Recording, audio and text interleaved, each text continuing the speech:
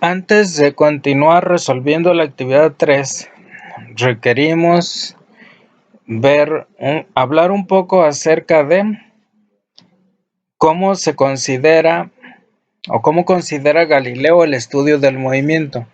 Lo que él hace es encontrar un método mediante el cual el movimiento puede ser estudiado de manera efectiva. De hecho, es la forma en la que todavía se sigue estudiando el movimiento. Galileo dejó esto escrito en un libro que se llama Consideraciones y demostraciones matemáticas sobre dos nuevas ciencias. Esas ciencias, pues una es la cinemática y la otra es la resistencia de materiales, que estudian quienes se dedicarán a la ingeniería civil. Galileo define que hay dos tipos de movimiento, o que él requiere dos tipos de movimiento, o definir dos tipos de movimientos para posteriormente estudiar el movimiento parabólico de un cuerpo, lo que él llama el movimiento de proyectiles. El movimiento más simple es el movimiento uniforme. Este es un movimiento ideal, por así decirlo, ya que en la realidad pues se requiere condiciones especiales para que aproximadamente ocurra, y únicamente ocurre en tiempos breves. Bien, Galileo entonces llama movimiento uniforme, según lo define él. Por movimiento igual o uniforme entiendo aquel en el que los espacios o distancias recorridas por un móvil en tiempos iguales, cualesquiera que estos sean, son iguales entre sí. Es decir, Galileo refiere como movimiento uniforme aquel en el que en los mismos intervalos de tiempo se recorren distancias iguales. Esta no es una definición muy precisa, porque lo que nosotros entendemos actualmente por movimiento uniforme, además, es aquel que ocurre en línea recta. Y para especificarlo, utilizando el lenguaje de los vectores, cambiamos nosotros la palabra espacio recorrido o distancia recorrida por desplazamiento. Recuerden que el desplazamiento es un término vectorial, lo representamos nosotros como delta R. Y entonces, en términos modernos, la definición de Galileo quedaría como: por movimiento igual o uniforme entiendo aquel en el que los desplazamientos de un móvil en tiempos iguales, cualesquiera que estos sean, son iguales entre sí. Entonces, aquí no importa cuál sea el valor de los tiempos transcurridos. Siempre para los mismos tiempos transcurridos se tendrán los mismos desplazamientos, siempre y cuando el movimiento sea uniforme, o es condición para un movimiento uniforme que esto ocurra. Como la relación entre los desplazamientos y los tiempos es la velocidad, entonces para que un movimiento sea uniforme debe conservar su velocidad constante, o nosotros en términos modernos decimos que un movimiento es uniforme si su velocidad es constante. Recuerden que la velocidad es un vector, entonces ese vector no debe cambiar ni en magnitud ni en dirección, por lo tanto debe ser o debe tratarse de un movimiento rectilíneo.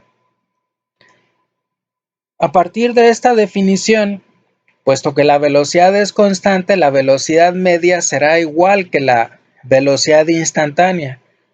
Y entonces, si la velocidad es constante, el cambio de velocidad, que es velocidad final menos velocidad inicial, será cero, no cambia la velocidad, lo que nos lleva a que la velocidad final pues es igual que la velocidad inicial.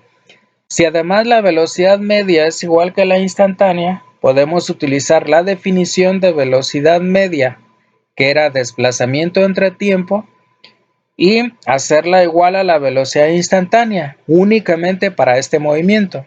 Entonces, para un movimiento uniforme, Si despejamos nosotros de aquí el desplazamiento, nos quedaría que el desplazamiento delta R, que es posición final menos posición inicial, nos queda igual a la velocidad por el tiempo transcurrido. O despejando que la posición final es igual a la posición inicial más la velocidad por el tiempo. Insisto, únicamente para este movimiento uniforme. O que la posición es igual a la posición inicial más la velocidad por el tiempo. Aquí se han cancelado los términos F e I porque, el término F porque es para cualquier valor de tiempo y en lugar de tiempo transcurrido inicialmente se sustituyó por TF menos TI, pero se hizo TI igual a 0 y entonces esta ecuación nos dice que la posición para cualquier instante de tiempo t es igual a la posición inicial que tiene el objeto más esa velocidad constante por el tiempo. En esta ecuación podemos observar que si t es igual a ti igual a 0, entonces la posición será igual a la posición inicial. O al hacer aquí t igual a 0, nos queda que la posición es igual a la posición inicial. En este caso, la aceleración para este tipo de movimiento es 0, porque como el cambio de velocidad es 0 y la aceleración es cambio de velocidad entre tiempo, pues nos queda 0 entre delta t, que es 0. Bien, estas ecuaciones vectoriales que hemos visto se pueden escribir en términos de componentes cartesianas. Entonces, si la aceleración es igual a 0, para que esto ocurra, sus tres componentes cartesianas deben ser igual a 0. Entonces, para un movimiento uniforme, las tres componentes cartesianas de la aceleración son 0. La velocidad final es igual que la velocidad inicial. No cambia la velocidad es constante. Eso nos lleva entonces a que la componente en x de la velocidad final sea igual a la componente en x de la velocidad inicial. Y así para las otras componentes. Que la posición es igual a la posición inicial más la velocidad por el tiempo se puede escribir en términos de componentes de esta forma. La posición en x es igual a la posición inicial en x más la velocidad en x por el tiempo, y lo mismo para las otras dos componentes. Aquí viene cómo se obtienen esas relaciones en forma algebraica o trabajando algebraicamente, algo que ya vimos. Nosotros regularmente vamos a capturar los datos y luego vamos a graficarlos. Entonces, cuando tengamos un movimiento uniforme, vamos a tener que sus componentes de aceleración nos van a dar líneas que representan puntos o representan valores de aceleración muy cercanas a 0. Entonces, no nos van a quedar todos los puntos alineados así sobre 0, pero sí vamos a ver que la forma en que se pueden representar esos valores es a través de líneas que nos dan una aceleración nula.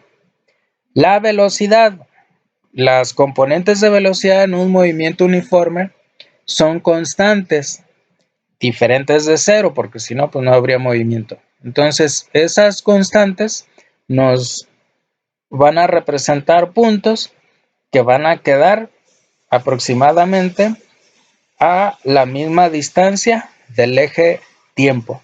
Entonces, las componentes de la velocidad en un movimiento uniforme van a ser líneas paralelas al eje de tiempo. En tanto que las componentes de la posición X, Y y Z van a ser líneas rectas inclinadas con respecto al eje de tiempo.